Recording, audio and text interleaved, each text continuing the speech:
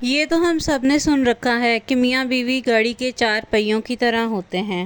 اگر ایک پہیہ بھی خراب ہو جائے تو ان کی جنت جیسی زندگی ویران اور بے رونق ہو جاتی ہے۔ لیکن کچھ خواتین اتنی سمجھدار ہوتی ہیں کہ وہ اپنی گاڑی کا پہیہ خراب ہی نہیں ہونے دیتی۔ بسم اللہ الرحمن الرحیم۔ السلام علیکم، امید کرتی ہوں آپ سب خیریت سے ہوں گے۔ میں بھی بالکل ٹھیک ٹھاک ہوں۔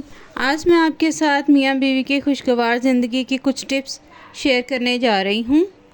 سب سے پہلی ٹپ تو یہ ہے کہ میاں بیوی کے درمیان جو بھی بات ہو جائے، میاں بیوی آپس میں جو بھی بات کریں، جھگڑا کریں یا ناراضگی ہو تو اس بات کو کسی کے ساتھ بھی آپ شیئر نہ کریں۔ آپ کی وہ بات کسی بھی تھرڈ پرسن تک نہیں جانی چاہیے، چاہے وہ تھرڈ پرسن سسرال میں ہو چاہے وہ میکے میں ہو، کیونکہ جیسے ہی وہ بات آپ کے تھرو تھرڈ پرسن تک جائے گی تو آپ کے درمیان مسئلے مسائل کھڑے ہو جائیں گے۔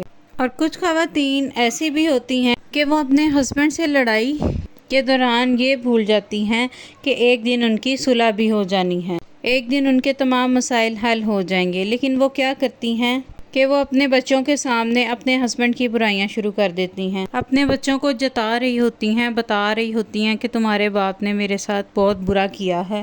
اسی لڑائی کے چکر میں وہ بھول جاتی ہیں کہ ایک دن وہ خود تو اپنے شوہر کے ساتھ صلح کر لیں گی، لیکن بچوں سے ایسی باتیں کر کے ان کا باپ ان سے چھین رہی ہوتی ہیں۔ باپ ہمیشہ ہیرو کی حیثیت رکھتا ہے، چاہے وہ اچھا ہو یا برا ہو۔ باپ ہمیشہ ایک ہیرو کی حیثیت رکھتا ہے اپنے بچوں کے لیے، اور اگر وہ شروع سے ہی اپنے بچوں کے دماغ میں اس طرح کی باتیں ڈال دیں گی تو بچے اپنے باپ سے دور جاتے جائیں گے اور باپ بھی ان سے دور ہو جائے گا۔ اس طرح وہ اپنے بچوں کی مینٹل ہیلتھ بھی خراب کر رہی ہوتی ہیں، تو کبھی بھی اس طرح کا کام بچوں کے سامنے نہ کیا کریں۔ اس کے بعد آپ کی شادی جس کے ساتھ بھی ہوتی ہے اس کی انکم میں گزارا کرنا سیکھیے۔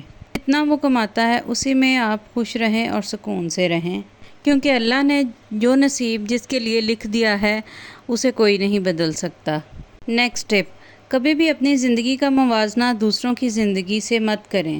ایک ہی گھر میں پلے بڑے ہوئے بہن بھائی، ایک جیسا کھانا کھانے والے بہن بھائی اور ایک جیسا ہی پہننے والے بہن بھائی، جب ان کی شادیاں ہو جاتی ہیں تو سب کے نصیب بدل جاتے ہیں۔ جس کا جتنا نصیب تھا اللہ نے اس کو اتنا ہی دیا، اس لیے وقت سے پہلے کبھی بھی کسی کو نصیب سے زیادہ کچھ نہیں ملتا۔ کبھی بھی اپنے ہسبینڈ کے سامنے ایسا شو مت کیجئے کہ فلاں کو تو اس کے ہسبینڈ نے ایسا گفٹ دلوایا ہے، یا میری فلاں دوست کے پاس وہ قیمتی چیز ہے جو میرے پاس نہیں ہے، یا میری بہن کے پاس فلاں ڈریس ہے میرے پاس تو نہیں ہے، کیونکہ اس طرح آپ کے ہسبینڈ بہت برا محسوس کریں گے۔ وہ اندر ہی اندر ٹینشن لیتے رہیں گے اور ڈپریشن کا شکار ہو جائیں گے اور سوچ میں مبتلا ہو جائیں گے کہ شاید میں اپنی بیوی کو خوش نہیں رکھ پا رہا۔ وہ جتنا افورڈ کر سکتا ہے آپ اسی میں ہی خوش رہنا سیکھیے، اور اگر وہ آپ کے لیے کوئی بھی تحفہ لے کر آئیں تو آپ اس کو اس طرح خوشی کا اظہار کر کے دکھائیں جس طرح کہ میں نے اپنی بیوی کو دنیا کی کوئی انوکھی خوشی دے دی ہے، اور وہ سمجھے گا کہ میں نے دنیا کی پتہ نہیں کون سی ایسی قیمتی چیز اپنی بیوی کو دے دی ہے جس سے وہ بہت ہی خوش ہے، اور اس طرح آپ دونوں کی زندگی بہت ہی خوشگوار گزرے گی۔ کچھ خواتین کیا کرتی ہیں کہ جیسے ہی ان کے ہسبینڈ آفس سے تھکے ہارے آتے ہیں وہ دن بھر کی ساری باتیں ان کو بتانا شروع کر دیتی ہیں۔ آج مجھے فلاں نے یہ بات کہی، آج مجھے فلاں نے یہ کہا، آج مجھے فلاں نے اس طرح سے بات کی ہے، تو ساری باتیں جب آپ بتاتی ہیں تو اس طرح سے آپ کے ہسبینڈ چڑ جاتے ہیں اور انہیں غصہ بھی آنے لگ جاتا ہے، اور اگر ان کا موڈ پہلے سے اچھا ہو تو اس طرح سے ان کا موڈ خراب ہو جاتا ہے۔ اور جب بھی آپ کے ہسبینڈ کا گھر آنے کا ٹائم ہوتا ہے تو ضروری ہے کہ آپ ان کے آنے سے پہلے صاف ستھرے کپڑے پہن لیں۔ ضروری نہیں ہے کہ کوئی مہنگے کپڑے پہننے ضروری ہیں، صاف ستھرے رہیں، اپنے بالوں میں کنگھی کریں، اپنے آپ کو صاف ستھرا رکھیں، اور تاکہ جب ہسبینڈ گھر آئیں تو ان کے چہرے پر مسکراہٹ ہو۔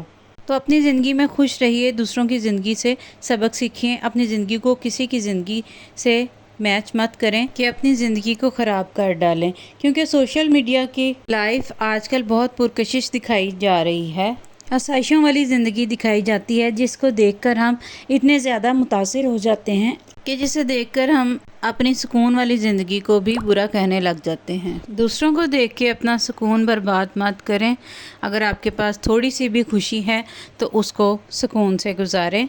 اللہ تعالیٰ آپ سب کے لیے اپنی خاص رحمت فرمائے اور آسانیاں فرمائے۔